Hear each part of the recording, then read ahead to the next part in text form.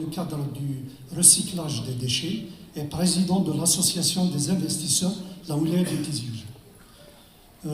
On salue les organisateurs de cette initiative. Donc on veut parler surtout des zones, des blocages au niveau des zones. Actuellement, avant de parler de l'application de cette loi, il faut qu'on associer tous les partenaires et les élus, l'administration et les opérateurs. Parce qu'il y a beaucoup de problèmes. Il y a 18 zones à Tizi Ouzou qui ne disposent même pas d'électricité. Même pas de...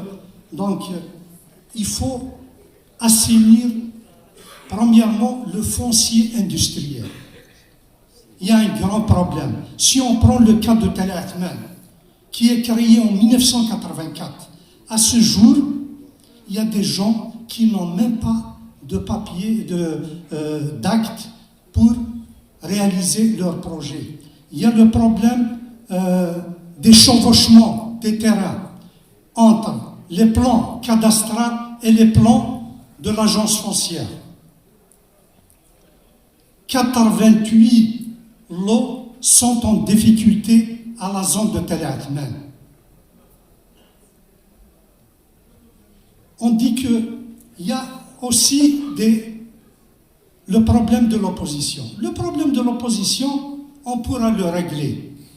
On pourra le régler. Il faut inviter tous les opposants, par exemple, tous les comités de village, pour régler le problème à l'amiable. Pourquoi? Si, par exemple, on prend... Il y a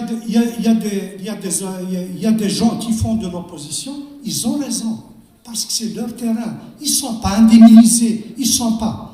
Mais il y a beaucoup de gens qui font de l'opposition dans des terrains domaniales. On est dans un pays souverain. L'État doit faire la distinction entre les gens qui font l'opposition sur leur propre terrain, ils ont des papiers, et les gens qui font de l'opposition pour le terrain domanial.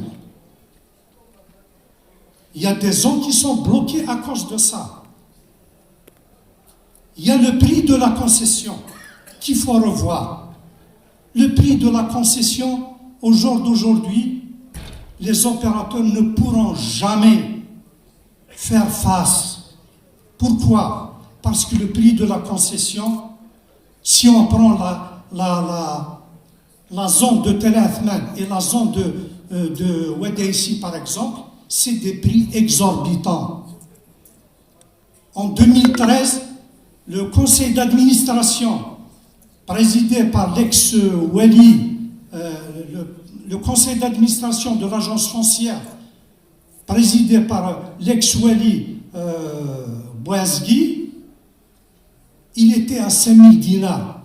Actuellement, il s'est multiplié à des prix exorbitants. Il y a des opérateurs qui ont construit, par exemple, si je prends le cas de Tall Ahmed, ils ont leur permis de construction, ils ont leur truc.